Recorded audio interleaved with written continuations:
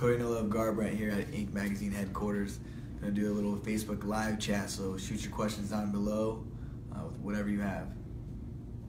So they're building our audience right now. Yeah, definitely. Let's see who's gonna come in. Whoever has questions, please answer them, ask them. So tell us a little bit about your last fight. How'd you feel afterwards? How do you think it went? Felt great. Went as planned. I said with the first strike that I threw at Takeya Mizugaki, the first strike that I landed, he would crumble, and that's what happened. I felt great, after the fight, got back in the gym, and hopefully next fight will be in December for the title against Cruz. So how do you think the Cruz fight's gonna go? Like all my fights, I'm gonna knock him out, whether the first round or the 5th round. Doesn't matter. I'm gonna get that finish against him and win that world title. So you've been killing it lately. So how you feel your career is going? I'm very happy with how my career is going. Working hard, staying dedicated, making the right career moves, decisions. That's placed me in these opportunities, and I'm taking advantage of every opportunity that life's presented with me. Nick says the next champ right there. That's right. Thank you, Nick. Make sure you tune in and watch me dethrone the king. So tell us a little bit about your tattoos. All right, man. I got true love tattooed on my knuckles. I got that because fighting's my true love. It's my passion. It's one of my main ones. I got a grenade right here blowing up. So I throw bombs, and my right hand's the bomb hand. So I can always count on that one to connect and knock someone out. And obviously got the neck tattoo with the wings and the diamond, self-made logo.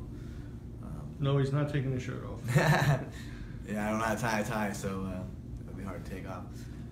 But I got my area code tattooed on me. I'm very, thankful for my roots. You're from Ohio, right? Yep, Yorkshire, Ohio, the 922. What team do you train with now? Train out of Sacramento, California, Team Alpha Male. Vegas need ink. Van says if you're in Vegas, you need ink. Message me. He's a UFC fighter, Richard. Guess you don't watch UFC. Right on, yeah, definitely looking for new tattoo artists to get tattooed when I'm traveling, so I'll keep that in mind. You keep on saying hello, hot, take off your shirt. So I guess we have a lot of women fan base today. Women fan base, that's good, I like that. So we're gonna see you in our December issue? December issue, yeah, we just got that planned, so look out for me in Ink Mag in December. And I'll have my shirt off then. Jimmy Lloyd says, get it, Cody? Right. Take it from the king. Will do. They say hello from Thailand. Kapoom cup. What else are they saying? If you have any questions, you're going to be on for the next 10-15 minutes. They're all just saying how hot you are. All right, well, I'll take that. And make sure you follow me at Cody No Love, Cody_No Love on Instagram, Twitter, and Cody No Love Garbrandt on Facebook.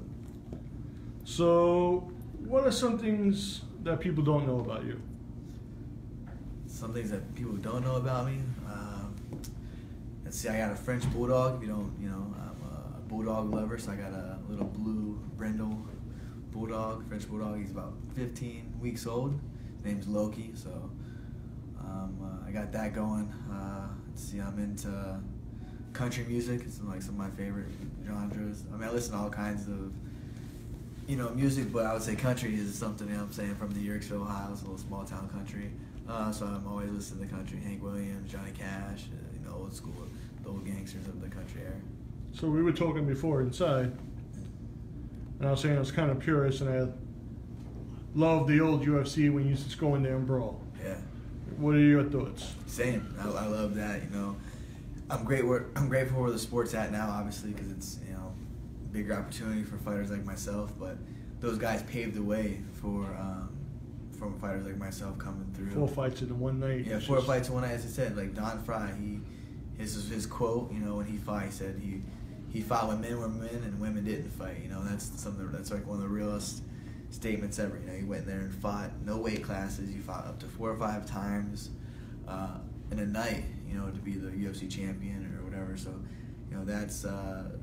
that's those days are long over with. But I would be thankful if something were to come about, like a one night thing, or even a 2-day thing or something where we have the top 4 in the division, and 4 goes against 1, 2 goes against 3, and then the first night and the next night you go in there. Obviously, if no one's hurt or whatever, you go in there and fight for the title. Right there is eliminates. The top 4 fight each other, and then that's it. A 2-day tournament. Growing up, who were the fighters, wrestlers, whoever that you looked up to? My favorite fighter, hands down, still to this day, is Chuck Liddell. I just liked his approach to fighting. He went out there and he's the first guy to do it all, like the media, being the champion, the party, and he balanced all that. He was the first like big superstar in the UFC. But obviously, I let him first. I went out there and you knew what you was getting with Chuck Liddell. You're going to go out there and get in a slugfest. He's going to throw the leather. So Chuck Liddell is one of my biggest role models growing up watching him fight. Before, ultimate fighting or MMA was a thing, what did you see yourself doing? I always felt like I was going to fight, maybe box. I wrestled, so I've always been competitive. When I was growing up, UFC was just hitting, it was early on into the Ultimate Fighter, so more opportunities coming. So I, visioned myself being a fighter since I was really young, 11, 12 years old. And so yeah, I've never not imagined myself being a fighter. WWE, any guys you like growing up? Did you emulate anyone? I was Macho Man Randy Savage was one of my favorites. Showman. Yeah, he great. Obviously Ric Flair, Hit us with a whoop. Woo! Yeah, he was great. Hulk Hogan, obviously. Stone Cold Steve Austin. I'm a big Stone Cold Steve Austin fan. Goldberg was badass. Undertaker. I would say one of my favorite wrestlers was Sting. Okay. I just liked his. I don't know what it was. I remember having a Sting shirt and wearing it to second grade, the first day of school. And one of my best friends. We met. We had the same Sting shirt on, and we were best friends. All the way growing up through. He's been my best friend since then. So Sting, man, his entrance coming, just he didn't talk. He was just real quiet. I don't know. He was mysterious. And, I like the style. So Sting definitely. Here's a question from somebody. Does fighting interfere with your relationships? You know what? Actually, I'm very fortunate to have a woman that's very supportive, that puts her life on hold or our life on hold, and kind of focuses more on my career and on my life of what I have to do. Kind of schedule things around my fights and career and training. So we do little vacations after fights. So for the most part, yeah, a lot of women are understanding of what fighting entitles. It's 24/7 grind. You have to really be selfish with this, especially at the level that I'm at. You have to kind of, like I said, be selfish with it and kind of put all your time into that. But I'm very fortunate to have a woman that's so supportive of my dreams and was very happy there through me through everything. We have another question. What or who got you into fighting? I was always gravitated towards fighting. Like I said, I grew up pretty rough, and it was something that we always did, no matter what we did. We lived on the opposite side of the wrong side of the tracks. Everyone said in town, we're the people that grew up fighting, scrapping, whatever it was doing. My mom put us in wrestling, and then my uncle, once he was out of prison, he came back and was our boxing trainer. Started boxing. And he's been my boxing trainer since I was 14 years old, and really had my first fight. So I would say that gravitated me towards it. Wrestling. My mom put me in wrestling, and my uncle being a boxer and a trainer. When you first started getting tattooed, why? Did you see it on someone you thought it was cool, or? Yeah, there's multiple people that influenced me on getting artwork done. I would say, like I said, on my uncle, he was in and out of prison, but he had a bunch of sketchbooks at my grandma's that he would draw, send drawings, and he was always tattooed my grandfather, my biological father, my other uncle. So they're always, everyone was tattooed, so I thought that was a norm. I always see myself being tattooed. And then growing up, I have really positive role models. What you looked up to was the high school kids, the high school athletes, the football players, or the wrestlers. Right. Some of them had tattoos, so I was like, I'm going to be that. That's what I wanted to be. I aspired to be a football player and a wrestler. So he had some tattoos, and so I got my first tattoo when I was 13. Wow. And yeah. You still have that? Yeah, dude, I haven't touched it since then. It's on my back. It's a cross with a ribbon. I want to get a huge cover up. Just a huge back piece. I just haven't first had the time, and then secondly, tattoos hurt, anymore. I can only sit for probably 3 hours and I'm good at training and, you know, get some big pieces. I'm with you on that one. Right. What hurts more, getting kicked in the face or getting tattooed? You know what? I would say tattoo, because it's like, Really? I mean, because you think about it, you get kicked in the face or knocked out or whatever, you're done. You got to sit through that. And once you start that line, you got to finish that piece. Once it's sketched out, once you even like think about getting a tattoo, and It's especially over. all my friends are tattoo artists, they tattoo me, so I'm not gonna, you know, puss out and get the tattoo. I puss out all the time. Man, I remember my neck. My buddy did it and did the first line. He like looked at me when I was laying down. He's like, "Hey man, it's on there. You want to keep going?" I'm like, "I'm not just gonna walk around with a little line on my neck." He's like, "Yeah." So we blasted the neck out. What was the inspiration for the neck? You know, it has a couple different meanings. The self-made logo, or the saying, lettering, is, you know that I'm self-made through the adversity in the life that things that I overcame in my life. So I know that I was self-made. It molded me into who I am today. The diamond was for, because, you know, diamonds are made under pressure, adversity that I overcame. So, you know, and then the wings were, you know, put on for, sky's the limit kind of thing. There's no limits to what you can do in life, you know. So I kind of just was like, hey, you know, I like that artwork. I always wanted a neck piece, so I got it on my neck. So a lot of people don't know that if they look at it just it's a neck tab, but it has, you know, meaning towards it. So I mean, it's obviously on my neck. I see it every day. So we were talking inside before we went live. Women in the UFC or women fighting MMA. Yeah, at first, I'm not gonna lie, I was very indifferent about it. Just for the reason being of when two men have, you know, a fight and hate trying to get in their face, and they have that aggression, like the testosterone, like they're really out there to do it, you know, go out there and fight. But a lot of these fighters and these women fighters have really changed my perspective on it in the past few years. They go out there and, you know, really put on some amazing scraps. I've seen some amazing women fights, and that is evolving. You know what I mean? Like the women fighters are evolving to where it's, you know, it's kind of like how we were talking about before, how the old school, it was one girl was good at jiu-jitsu, or someone was good at jiu-jitsu or boxing.